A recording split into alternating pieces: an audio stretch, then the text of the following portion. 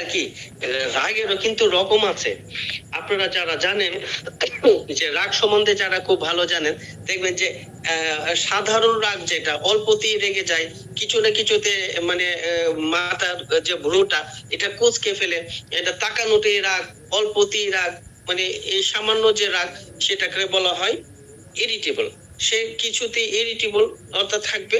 Impatient মানে হলো অধৈর্য, মানে অধৈর্য থাকবে নার্সের রোগী। আর অ্যাম্বিশাস, সে ছিল প্রচুর উচ্চাকাঙ্ক্ষী থাকবে, এবং সে থাকবে ড্রাইভ পেশেন্ট, মানে তার মধ্যে কোনো প্রকার মানে স্থিরতা থাকবে না। ইজিলি অফেন্ডেড, মানে সহজেই সে রেগে যায়, মনে কষ্ট পায়, সহজেই সে মনে কষ্ট পেয়ে যায়, এরকম। তারপরে বলেছেন যে অ্যাঙ্গার কন্ট্রাডিকশন ফ্রম, মানে তার মতের সাথে বিরোধ করলে মানে তার রাগ উঠে যায়, মানে তার মতের বাইরেই যাওয়া যাবে না। টেন্ডেন্সি টু ব্রেক থিংস, মানে তার মধ্যে একটা টেন্ডেন্সি থাকে জিনিসপত্র ভাঙার, মানে একটা জিনিসপত্র ভেঙে ফেলবে অথবা টিয়ারিং থিংস ছিঁড়ে ফেলবে, এরকম একটা মেন্টালিস্টের থাকবে।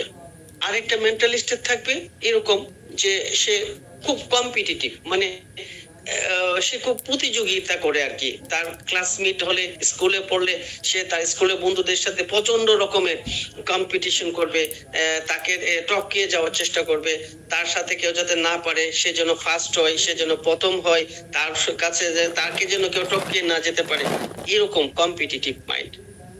তারপরে সে খুবই পরিশ্রমী হয় আর কি, কাজ পাগল মানুষ হয়, ওয়ার্কেহলিক থাকে, এবং ফাস্টিডিয়াস থাকে। এবং তার রাগের স্টেপটা হলো যে সে যদি মানে ওয়েপিং করে ফেলে, মানে ওয়েপিং ফ্রম অ্যাঙ্গার, মানে রাগের থেকে কেঁদে ফেলে, মানে চোখ দিয়ে পানি চলে আসে। হ্যাঁ, তার মধ্যে এরকম একটা টেন্ডেন্সি থাকে।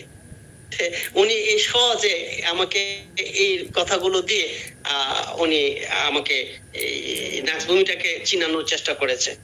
তো আমি ওনার এই কথাগুলো আমার খুব ভালো লেগেছে, এবং প্রত্যেকটি কথা আমার কাছে হৃদয়ে গিয়ে তীরের মতো বিদ্ধ হয়েছে, যে প্রত্যেকটি কথার মধ্যে এবং চমৎকার সেন্স রয়েছে আর কি। তো আমি বাস্তব ক্ষেত্রে আমার কাছে যখন পেশেন্ট আসে, আমার পেশেন্টের বাস্তব ক্ষেত্রে আমার অনেক পেশেন্ট আসে যাদেরকে আমি নার্স ভূমিকা দিই, তাদের কিছু লক্ষণ আমি আপনাকে জানাবো, জানানোর পরে কিন্তু আমার ক্লাসটা আস্তে আস্তে শুরু হবে।